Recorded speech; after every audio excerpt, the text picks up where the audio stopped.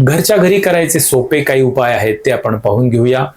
जर तुम्हाला हा त्रास नुकताच सुरू झाला असेल तर खाली आत्ता मी तुम्हाला जे सांगणार आहेत उपाय ते तुम्ही जरूर करून बघा. प्राथमिक अवस्थेमध्ये यांचा नक्की उपयोग होऊ शकतो.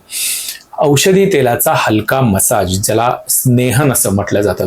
मानेवर कधीही जोरात मालिश करायची नाही, मान कडाकड मोडून घ्यायची नाही. ही गोष्ट आपण नक्की लक्षात घ्या, कारण ते अतिशय धोकादायक आहे.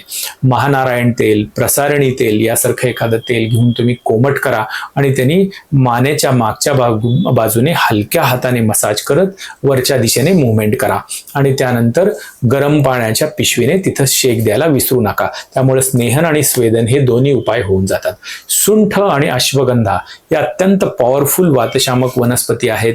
मणक्यांना याच्यामुळे ताकद मिळते. अश्वगंधामुळे रात्री झोपताना त्यामुळे पाव चमचा सुंठ, अर्धा चमचा अश्वगंधा याचं मिश्रण तुम्ही गरम दुधाबरोबर घेतलं तर वातदोषांचं शमन होतं.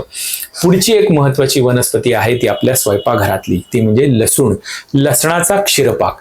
तर साधारण 1 कप दुधामध्ये साधारण 4 ते 5 लसणाच्या कुड्या घ्या ठेचून आणि ते उकळून तुम्ही जे दूध बनतं त्याला लसूण क्षीरपाक असं म्हणतात. हा क्षीरपाक तुम्ही रोज घेत जावा, त्यामुळे वात कमी होतो.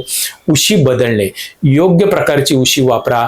जाड किंवा कडक उशी घेऊ नका. ऑर्थोपेडिक उशी मार्केटमध्ये मिळते, ती तुम्ही वापरा, म्हणजे मणक्याची पोझिशन तुमची नैसर्गिक राहील. आहारातले बदल हे सुद्धा आयुर्वेदाचं एक बलस्थान आहे सल्ल्यामधलं. यामध्ये फ्रीजचं पाणी, वातुळ पदार्थ, जास्त चहा कॉफी घेणं या गोष्टी बंद करून पौष्टिक गोष्टी ज्या असतात, दूध आहे, तूप आहे, डिंक आहे, उडीद आहे, खजूर यासारख्या गोष्टींचा वापर करावा.